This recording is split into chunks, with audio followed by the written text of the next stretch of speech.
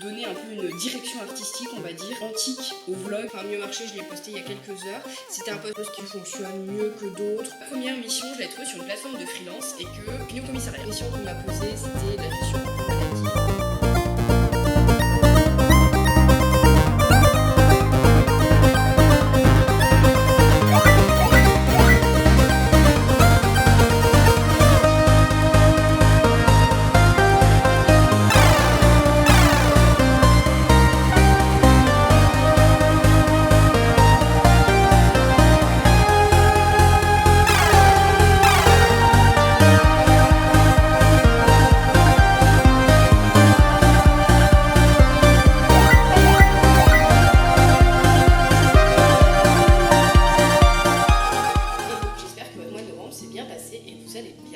Ce vlog va être un petit peu particulier puisqu'il ne va pas uniquement parler de ma freelance, de son développement et de ce à quoi ressemblent mes journées. Il va aussi parler d'un autre sujet qui est le diabète de type 1. Alors pourquoi je vous parle de diabète de type 1 dans ce vlog? Tout simplement parce que je suis diabétique de type 1 depuis mes 6 ans et aussi parce que ce mois-ci, et plus précisément le 14 novembre, c'est la journée mondiale du diabète. J'ai donc décidé que ce vlog serait une espèce de vlog de freelance et de sensibilisation au diabète. J'ai aussi décidé pour le 14 novembre de publier une FAQ sur LinkedIn et sur Instagram. Ce vlog, je le commence le 27 octobre au lieu de le commencer le 1er du mois comme je le fais habituellement pour une raison très simple, c'est qu'aujourd'hui j'avais rendez-vous avec mon médecin qui est donc spécialisé dans le diabète. La conclusion de ce rendez-vous, c'est que mon traitement va évoluer. Je vous expliquerai un petit peu plus tard dans la vidéo quels sont les traitements. Aujourd'hui, je suis sous pompe à insuline et dans les jours qui viennent, je vais passer au pancréas artificiel. J'espère que ça va vous plaire et que ça va vous intéresser. Je vais peut-être pouvoir répondre à des questions que vous vous posez sur qu'est-ce qui se passe concrètement quand on est diabétique, quelle influence ça a sur notre travail. Et on se retrouve le 1er novembre pour le vrai début. On est officiellement au mois de novembre, j'ai commencé le vlog du mois d'octobre. J'avoue que je suis bien moins satisfaite de ce vlog d'octobre que du vlog du mois de septembre. On a toujours des mois qui sont moins intéressants que d'autres et je pense que le mois d'octobre était un mois qui n'était pas très intéressant à montrer au niveau de ma freelance. Toujours cette question quand je me rends compte au moment du montage, le mois est pas très intéressant. Je me pose toujours la question, est-ce que je le publie, est-ce que je le publie pas. Après je me dis que force c'est évident en fait que je vais avoir des mois qui sont moins intéressants que d'autres, donc je le publie toujours et j'accepte que j'aurai probablement moins de vues. Je vais commencer par répondre à deux questions que vous devez vous poser sur mon diabète. Qu'est-ce que le diabète? Qu'est-ce que le diabète de type 1 plus précisément? Et quel est mon parcours en tant que diabétique par rapport à mon traitement? Le diabète de type 1, c'est une maladie auto-immune. Actuellement, c'est les défenses immunitaires qui se réveillent un matin et qui prennent un de nos organes pour un ennemi, pour une maladie, et qui le détruisent. Et du coup, on se retrouve avec un organe qui ne fonctionne plus. Moi, c'était le pancréas qui produit l'insuline. L'insuline qui est une hormone qui sert à gérer les glucides dans le corps. Bon, donc quand on mange quelque chose, l'insuline elle se met en action pour stocker une partie des glucides dans le foie et les libérer petit à petit. Moi, vu que mon pancréas il fonctionnait plus, il n'y avait plus cette gestion-là et du coup j'avais tout le sucre qui était libéré tout de suite et après j'avais plus rien du tout. Quand c'est comme ça, on a un traitement avec de l'insuline pour permettre de gérer les glucides dans le corps. Donc les traitements pour gérer l'insuline dans le corps, il y en a 3.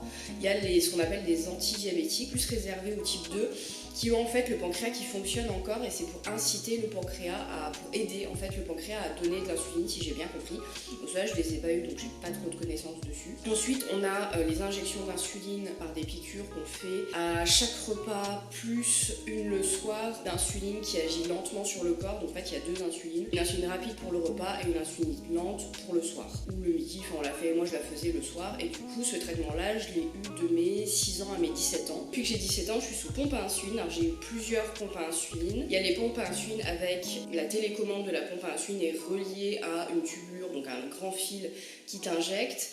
Et la pompe à insuline sans fil où du coup la télécommande c'est juste un téléphone comme celui que j'ai là. Donc à l'origine j'avais la première pompe à insuline qui était reliée et j'ai pas trop aimé. Le concept est le même que ce soit avec ou sans fil. La pompe à insuline elle fonctionne en 2 temps. On a le basal, donc le basal c'est de l'insuline qui s'injecte un peu toutes les 15 minutes sur une base horaire. Par exemple on injecte une unité d'insuline par heure et donc toutes les 15 minutes je crois tu vas avoir une petite dose d'insuline et ça c'est l'insuline que tu as même si tu manges pas. C'est ce qu'on appelle donc le basal. Et ensuite on a ce qui s'appelle le bolus, qui est l'insuline qu'on s'injecte à chaque repas. Ça c'est le traitement que j'ai actuellement. Il faut savoir que le traitement pour le diabète il fonctionne en fait en deux temps. C'est qu'en fait on a la partie injection, donc là que je viens de vous expliquer, et la partie vérification du taux de glucides dans le corps. Moi, de mes 6 ans à mes 21 ans je crois, je me piquais le bout du doigt pour vérifier le taux de glucides, et depuis mes 21 ans j'ai un capteur de glycémie où du coup en fait il est tout le temps sur moi et passe mon téléphone de temps en temps, parce que du coup ça fonctionne avec mon téléphone. Je passe le téléphone et je vois comment est ma glycémie, si je suis bien ou si je suis pas bien. Du coup j'ai toujours deux trucs qui sont branchés sur moi, j'ai ma pompe à insuline sur le bras et mon capteur sur la cuisse. J'ai changé de traitement, donc il va y avoir une évolution puisque c'est toujours une pompe à insuline. Mon capteur de glycémie va communiquer avec la pompe à insuline. Ça va éviter de faire des hypoglycémies ou des hyperglycémies. L'hypoglycémie c'est quand il n'y a pas assez de sucre dans le sang, moi j'appelle ça une hypo. L'hyperglycémie c'est quand on a trop de sucre dans le sang, moi j'appelle ça une hyper. J'ai eu une idée pendant le montage du mois de septembre concernant le vlog, mais je sais pas encore si je vais la mettre en place ou pas parce que j'ai un peu peur d'être ridicule, j'ai peur d'aller trop loin dans un truc qui nécessite pas d'aller aussi loin. Et du coup je vais poser ça ici et vous me direz ce que vous en pensez et si je prends cette direction ou pas. Vous avez déjà vu, j'ai changé le titre des vlogs, maintenant ça s'appelle l'Odyssée Freelance et j'ai vraiment envie de donner un peu une direction artistique, on va dire, antique au vlog, un peu en mode l'Odyssée d'Homère, mais là c'est l'Odyssée du freelance quoi. Mais du coup j'hésite parce que j'ai un peu peur d'aller trop loin et en vrai les vlogs c'est pas forcément nécessaire d'aller aussi loin que ça. En même temps je trouverais ça trop fun en termes de direction artistique et ça demande aussi beaucoup de travail et là dans l'immédiat j'ai pas trop le temps. Même la direction artistique en général de Miravi 3D, la tournée vers l'Antiquité. Après je sais pas si c'est une bonne idée parce que c'est vrai qu'au départ j'avais pas trop envie de m'enfermer dans une période par rapport à la direction artistique de l'entreprise, mais en même temps je pense pas que ça va me fermer non plus des portes. Et d'un côté l'Antiquité au niveau artistique, je dirais au niveau de l'architecture, je dirais que c'est une de mes périodes préférées. C'est pas forcément ma préférée, j'ai plein de périodes que j'aime bien, mais c'est une des périodes, j'avoue, faire un temple, quand on me demande de faire des temples ou des choses comme ça, j'adore. Même faire des pyramides, en vrai, je suis trop heureuse si on me demande de faire ça, je vais être ravie. J'ai à la fois peur que du coup on dise que je fasse que cette période-là, et en même temps je me dis, bah non, les gens vont forcément dire que c'est pas le cas. Je suis un peu en réflexion en ce moment sur est-ce que je le fais ou pas. J'ai déjà commencé à bosser un peu là-dessus parce que je réfléchis, je vais clairement le faire. Là pour l'instant mon site internet il est sur Wix et je vais le passer sur WordPress pendant le printemps 2023 et je vais profiter du coup de ce passage de Wix à WordPress pour faire une petite mise à jour dans ma graphique. La base de la charte graphique va rester la même, ça va plus être une évolution, mais du coup voilà, faire une petite mise à jour dans le logo, toutes ces choses là que j'ai fait il y a 1 an et demi voire même il y a 3 ans, donc je pense que ça mérite un petit peu de dépoussiérage là-dedans et vraiment avoir un vlog qui soit avec des visuels en fait un peu dans ce style-là ou avoir voilà une intro un peu en mode l'Odyssée freelance avec des bateaux et des trucs hyper stylés et en même temps je me dis j'en fais peut-être un peu trop mais ce serait un bon délire je trouve de faire ça aussi, je trouverais ça hyper sympa et ce sera un projet que je trouverais assez rigolo à faire et c'est aussi pour ça que j'ai fait le vlog pour pouvoir expérimenter des trucs et les arrêter si ça marche pas et les continuer si ça marche. Du coup je sais pas, en fait j'ai envie, en même temps j'ai peur et après je me dis au pire qu'est-ce que je dis, je vais juste être ridicule, est-ce que c'est si grave d'être ridicule? Non, c'est pas comme si les gens allaient pas m'aimer à cause de ça, les gens vont juste dire que je suis bizarre et que je suis ridicule, c'est pas si grave franchement. Du coup je réfléchis un peu à ça et autant aussi que ça va me prendre parce que du coup je pense qu'il va falloir que... Là je pose un peu le concept on va dire à l'oral, mais là je pense qu'il faudrait que je pose mes idées par écrit. Je sais pas ce que vous en pensez, si vous pensez que je devrais aller à fond dans cette idée ou si clairement j'en fais trop et c'est pas la peine. Je vous laisserai me dire ça en commentaire, vous pouvez aussi me le dire en message privé. En vrai j'adore quand les gens ils viennent discuter avec moi de leur projet, qu'on puisse échanger là-dessus, donc n'hésitez pas à venir, je suis toujours hyper heureuse de discuter avec vous. En ce moment, je teste le réseau social LinkedIn donc pour voir si ça peut me rapporter des clients, agrandir mon réseau, si ça peut être un réseau qui est intéressant pour moi en tant que freelance. J'essaye de poster des choses différentes. Le post d'hier qui était plus un post de vente n'a pas du tout marché. J'ai eu 0 like, 0 vue, rien du tout. Le post d'aujourd'hui a mieux marché. Enfin mieux marché, je l'ai posté il y a quelques heures. C'était un post plus pédagogique qui expliquait pourquoi je peux pas te dire comme ça combien coûte une 3D parce qu'il y a tellement d'éléments à prendre en compte que c'est pas possible. Donc le post d'aujourd'hui a fonctionné un peu mieux. J'ai eu des réactions et des commentaires. On va voir ce qui fonctionne et ce qui fonctionne pas. Dans l'immédiat, je vois déjà certains posts fonctionnent mieux que d'autres.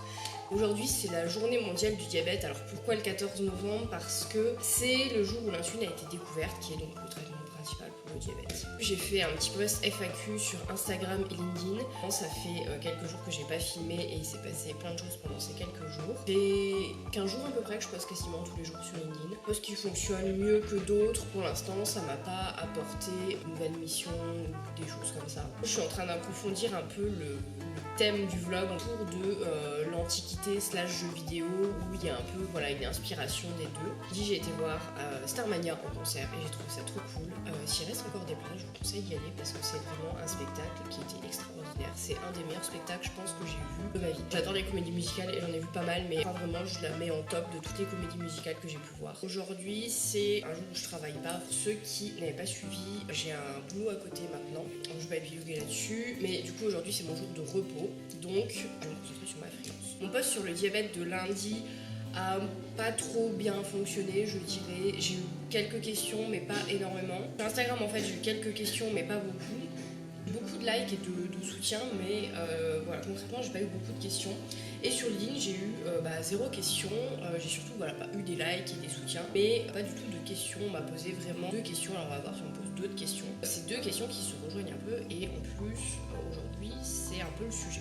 La gestion emploi-maladie à la fois dans le salariat et l'entrepreneuriat, donc comment ça se passe concrètement, et as-tu déjà été confronté à des préjugés sur ta maladie par des clients ou au travail? Pourquoi je dis que ça se rejoint un peu aujourd'hui? J'ai fait une hypo cette nuit, j'étais en hypoglycémie quasiment toute la nuit. Super dur les hypoglycémies la nuit quand tu te réveilles le matin parce que t'as l'impression de ne pas avoir dormi, donc en fait là je ne suis absolument pas réveillée. J'ai le café qui est en train de tourner et il va me falloir une certaine quantité de café avant d'être à peu près en état. Pas du tout réveillée, pas trop le moral non plus parce que ça mine un peu le moral. En fait ça mine doublement le moral, c'est naturellement ça mine le moral, mais ça me mine aussi le moral parce que moi à l'origine ce matin j'avais prévu de me lever à 8h, là je me suis levée à 9h et j'avais prévu de commencer à bosser à 9h et du coup là il va être 10h et je suis toujours super fatiguée, donc je vais effectivement commencer à travailler à 10h mais pas du tout sur ce que j'avais prévu de faire.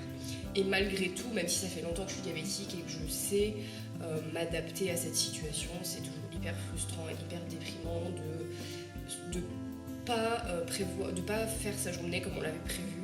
Moi ça m'a toujours vachement aidé le soir de me coucher, de me dire demain matin ma journée elle va se passer comme ça, et quand je me lève le matin et que je me rends compte que je suis pas bien du tout et que ma journée va pas du tout se passer comme prévu, ça me mine un peu le moral. Par rapport à la gestion emploi-maladie, ça n'a pas tant d'incidence que ça en vrai, ça demande juste de savoir réorganiser ses journées rapidement et facilement, et de si là j'avais prévu en fait de faire des tâches qui demandaient de se concentrer et du coup je voulais éteindre mon téléphone et me concentrer dessus, là clairement je suis pas en état de le faire, je serais probablement mieux cet après-midi pour le faire, donc toutes les tâches que j'avais prévues cet après-midi qui étaient des tâches plus cool, je vais les faire maintenant, et les tâches un peu qui demandent un peu. Les infos étaient coupées, j'avais plus de place dans ma carte mémoire. J'ai profité pour avancer un petit peu sur 2-3 petites choses. J'en reviens où j'en étais. Une des questions qu'on m'a posée, c'était la gestion emploi-maladie. La principale contrainte, moi j'estime avec mon diabète pour le travail, c'est de savoir réorganiser complètement sa journée. Si je me réveille là comme là aujourd'hui le matin et que ça va pas du tout et que je suis pas capable de travailler aussi bien que je pourrais le faire, ou je suis juste carrément au ralenti, ce qui est un peu le cas et ce qui va être le cas encore en quelques instants. Une autre question qu'on m'a posée, c'est est-ce que j'avais des préjugés avec des clients au travail. Globalement dans ma vie j'ai toujours eu la chance d'être entourée de personnes qui étaient assez ouvertes sur mon diabète, j'ai eu très peu de problèmes. J'en ai eu. J'ai surtout eu des problèmes à l'école en fait, avec mon diabète, où une fois je me suis fait virer tout court parce que j'étais en hyperglycémie et la prof avait décrété que ça la faisait chier, que du coup j'étais une menteuse. Donc je me suis fait virer de cours alors que j'étais réellement en hyperglycémie et j'aurais pu faire un malaise. Voilà. Donc mes plus gros problèmes, je les ai eus quand j'étais collégienne ou lycéenne ou même en primaire. Dans le monde du travail, j'ai eu assez peu de problèmes. J'ai toujours eu la chance d'être avec des personnes qui étaient plutôt ouvertes là-dessus, où si j'étais en hypo le matin, c'était complètement ok que j'arrive 1 heure plus tard et que je parte 1 heure plus tard. Forcément, je ne pouvais pas prendre les transports en commun en étant en hypoglycémie pour une raison très basique, je vais pas aller faire un malaise dans le métro. Pareil, on m'a toujours autorisé à avoir du resucrage sur moi et quelque part dans les bureaux. Le souci principal, c'est que les personnes ont souvent tendance à avoir du mal à comprendre quand je suis en hyperglycémie ou en hypoglycémie, Je suis pas au top de ma forme, très clairement, je pense que là ça se voit, je suis pas au top de ma forme, je suis pas hyper réveillée, déjà là concrètement je viens de me réveiller, je me suis levée il y a pas très longtemps, mais le fait que j'étais en debout toute la nuit, je suis pas très réveillée et je vais pas être hyper énergique aujourd'hui, je ne compte absolument pas là-dessus. Oui, évidemment, quand je suis une fois, je suis pas très bien, je suis pas très réveillée, je suis peut-être un peu moins souriante, un peu moins chaleureuse, prends peut-être un peu moins de gants pour dire les choses, moins efficace, ça c'est des choses, voilà, mais en fait c'est des choses qui se voient pas forcément, parce que moi en soi, je veux dire, si on fait pas attention, j'ai l'air d'aller tout à fait bien.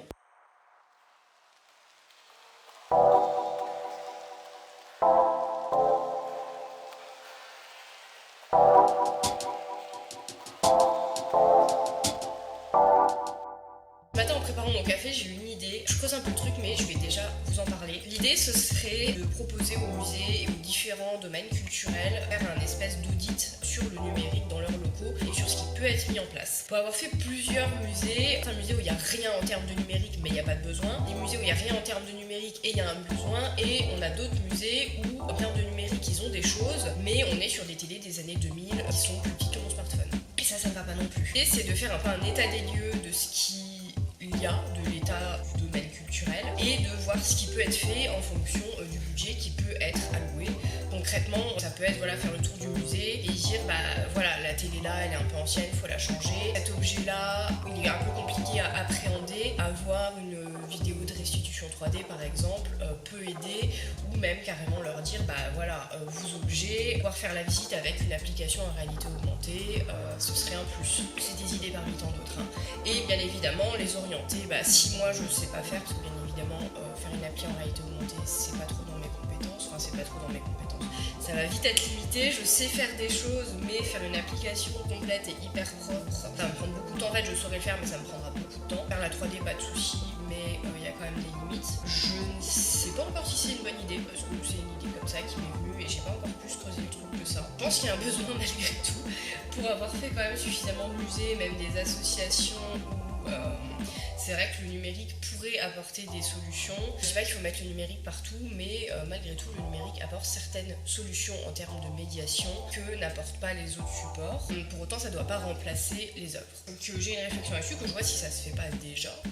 Parce que s'il y a des gens dont c'est la spécialité et qui le font et qui le font très bien, quelle serait ma place là-dedans. Mais c'est vrai qu'il y a quand même une question sur de ma petite expérience, qui suis-je pour dire ça aussi. Je vais creuser mon idée, mais n'hésitez pas à me donner votre avis en commentaire ou à venir discuter avec moi sur des musées que vous avez fait, des choses que vous avez appréciées, pas appréciées, des choses que vous auriez vues autrement, que vous auriez aimé voir appréhender autrement. J'ai une petite story time, alors là je vais vous contextualiser un petit peu tout ça. Ce matin j'ai commenté un post de Rémi Bois qui parlait de nos premiers projets clients et qui donc à la fin demandait petite anecdote sur nos premiers projets clients. Ce à quoi j'ai répondu que ma première mission je l'avais trouvée sur une plateforme de freelance et que fini au commissariat. Alors petite contextualisation, j'ai créé ma boîte quand j'avais 22 ans, donc j'avais pas trop de connaissances sur tout un tas de sujets et j'étais un peu naïve sur certains trucs. Et bien évidemment quand j'ai commencé à être freelance, je travaillais déjà avec un client qui était assez régulier et du coup au début toutes les missions je les avais avec ce client là. Zéro souci au niveau légal, tout ça, donc je me posais pas trop la question. Malgré tout je voulais vraiment avoir d'autres clients pour me faire un portfolio, avoir des missions diversifiées et montrer des trucs et me trouver un peu aussi dans ce que j'ai envie de proposer en tant que freelance. Donc j'étais vraiment en recherche de nouvelles missions, de nouveaux clients. Voilà pour le contexte, à chercher à accumuler de l'expérience et des missions. Je m'étais mise dans cette idée-là sur une plateforme de freelance. Un matin, je reçois un petit message des personnes qui se présentent comme des étudiants d'un lycée, cherchent une graphiste pour faire des affiches sur les différents événements de leur lycée. Donc je me dis pourquoi pas, ça peut être sympa, il y a des trucs à faire, ça peut être sympa. Je me lance, je fais mes affiches et là j'envoie ma facture, je reçois un chèque sur mon compte avec un 0 en plus. La personne m'envoie un message pour me dire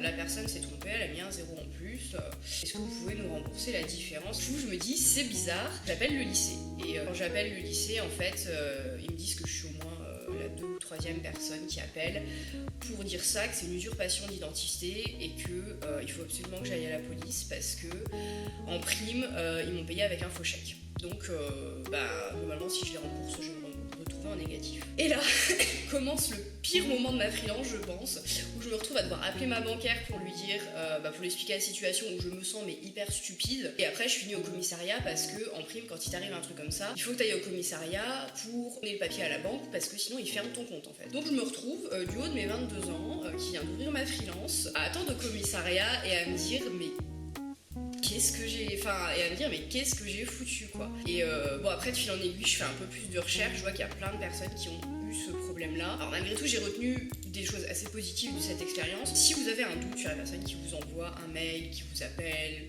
qui vous contacte via une plateforme de freelance sur LinkedIn ou quoi que ce soit, il y a plusieurs checks que vous pouvez faire. Déjà le premier que vous pouvez faire c'est que vous pouvez faire un petit passage au correcteur d'orthographe, voir s'il y a des fautes d'orthographe qui sont un petit peu évidentes. Un mail qui est bourré de fautes d'orthographe, généralement c'est pas un mail qui est sérieux.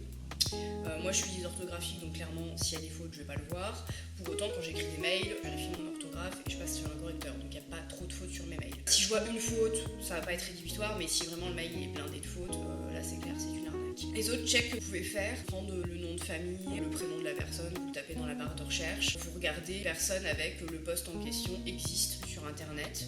S'il n'existe pas quand même ça peut vous mettre la puce à l'oreille. Pareil si c'est une entreprise, vérifiez que l'entreprise elle existe, qu'il y a bien un numéro tiré et tout ça, que voilà vous arrêtez pas juste à un site vitrine. Autre chose que vous pouvez vérifier c'est le numéro de téléphone. Maintenant quand on tape le numéro de téléphone en fait s'il y a des problèmes, des arnaques, des trucs comme ça en fait on le voit dans les commentaires du numéro de téléphone, ou si le numéro de téléphone qui est affiché, parce que si la personne vous appelle au téléphone vous pouvez donc checker le numéro, mais s'il n'y a rien qui ressort et que sur le site internet c'est un numéro différent, vous pouvez aussi tout à fait appeler l'entreprise parce que ça peut tout à fait être une usurpation d'identité. Ça c'est un peu pour tous les trucs que moi je fais quand j'ai un doute. Je suis devenue hyper parano à ce sujet. Cette semaine j'ai commencé une prestation avec un client avec lequel j'ai déjà travaillé. Pour l'instant c'est que des toutes petites prestations donc ça arrondit les fins de mois on va dire, mais c'est pas ça qui fait vivre. Et vu que ça s'installe dans la longueur, je suis plutôt optimiste et je vais peut-être avoir avec eux des prestations qui vont être plus conséquentes. Donc j'ai hâte de voir comment ça se passe, surtout qu'au niveau relationnel ça se passe très bien donc je suis assez contente à ce sujet-là. Moi j'ai surtout des petites prestations, j'ai pas de très grosses prestations à vous partager.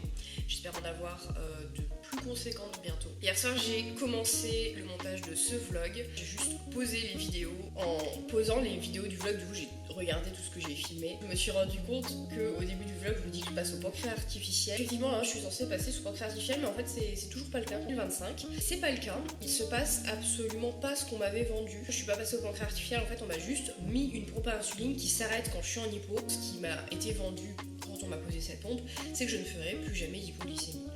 Ou que du moins je ferais beaucoup moins d'hypoglycémie que je pouvais en faire avant et que j'allais pouvoir me remettre au sport parce que du coup la pompe était bien plus efficace pour les problématiques que j'ai. Sauf que je fais des hypoglycémies à l'effort, donc c'est à dire que dès que je fais du sport je me retrouve à faire une hypoglycémie sévère, donc à plus avoir assez de sucre dans le corps mais vraiment de façon très conséquente et du coup je suis couchée. Le résultat c'est que j'ai complètement arrêté de faire du sport ces dernières années à cause de ça, alors qu'à l'origine je faisais beaucoup de sport quand j'étais au collège et au lycée.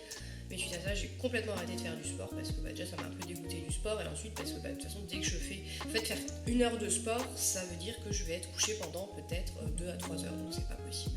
Donc moi ce qu'on m'a rendu c'est que ça c'était fini et que j'allais très rapidement passer au pancréas artificiel. Ce qui se passe c'est que déjà le pancréas artificiel, il faut que je rencontre la personne qui gère ça. Et on peut pas faire de visio, sauf que la personne elle est à au moins 1 heure de trajet, aller plus retour. Pour voir quelqu'un 15 minutes, je vais devoir prendre une de mes matinées que je suis censée dédier à ma freelance. Et en prime, la pompe à insuline qu'on m'a installée ne m'empêche pas de faire des hypos, c'est même pire qu'avant. Actuellement, si je reste debout plus de 30 minutes, 1 heure, je finis en hypo si je ne me goinfre pas de sucre. Voilà, c'est concrètement ce qui se passe actuellement. La pompe s'arrête, effectivement, mais elle voit que ça baisse, mais elle n'est pas assez sensible, c'est-à-dire qu'elle ne s'arrête que quand ma glycémie baisse comme ça. Ma glycémie baisse très rarement comme ça. Ma glycémie a tendance à baisser comme ça, mais du coup, je finis quand même en hypo et ça ne sert à rien. Le mois de novembre touche à sa fin. J'ai bien avancé sur ma petite mission. Je devrais la finir début décembre. On va terminer sur un petit bilan. Je trouve bien mon rythme entre CDI et freelance où j'arrive à travailler le temps que j'ai envie de bosser et à être productif pendant ces jours et ces durées-là. Le point négatif, c'est que j'ai pas du tout avancé sur mon projet perso parce que, par rejoindre le deuxième point négatif, c'est que mon changement de traitement pour mon diabète est une très grosse insatisfaction. Ça a pris beaucoup plus de temps que ce que je pensais et c'était le temps que je voulais dédier à mes projets perso. Autre bilan, alors ça c'est pas vraiment un bilan positif négatif, c'est plus un une observation des faits par rapport à LinkedIn. J'ai essayé de poster plus ou moins régulièrement sur LinkedIn ce mois-ci. Le premier point positif, c'est qu'il y a à peu près 50 personnes en plus qui me suivent, donc en un mois je trouve que c'est quand même plutôt pas mal. La petite déception, c'est que c'est surtout des personnes dans la 3D et d'autres freelances, donc c'est pas du tout mes cibles, ce qui fait que ça m'a pas dans l'immédiat apporté de nouveaux clients. En tout cas, j'ai personne qui m'a contacté pour me dire qu'elle voulait travailler avec moi, donc ça c'est le point vraiment négatif. L'autre point où là c'est plus une difficulté, c'est que j'ai un peu du mal à commenter. En fait, souvent quand je vois des posts ou des articles, j'ai juste envie de dire bah c'est trop cool et de dire des choses du type ah, je trouve ça cool, je trouve ça chouette, je trouve ça intéressant, des choses comme ça, mais j'ai pas forcément beaucoup plus de choses à dire ou à argumenter et je trouve ça un peu creux de commenter juste que je trouve ça trop cool. Plus largement, l'observation sur LinkedIn est un peu la même que sur Instagram. Quand j'ai commencé à poster sur Instagram, l'objectif c'était de me faire connaître et de signer une première mission. Généralement, après avoir signé une première mission, j'ai eu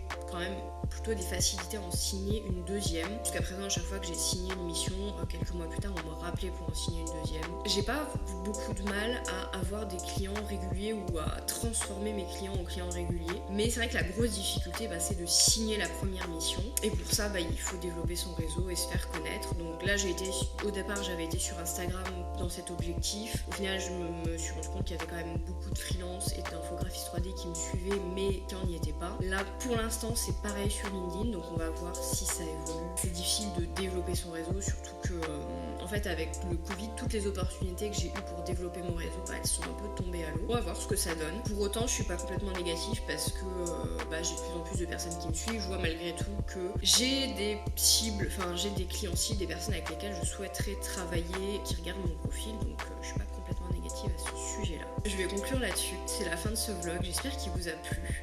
Si vous a plu, n'hésitez pas à le liker et si vous avez des petites choses à dire, à partager, vous pouvez commenter ou venir me parler en message privé, que ce soit sur Instagram ou LinkedIn. Et je vous dis à bientôt.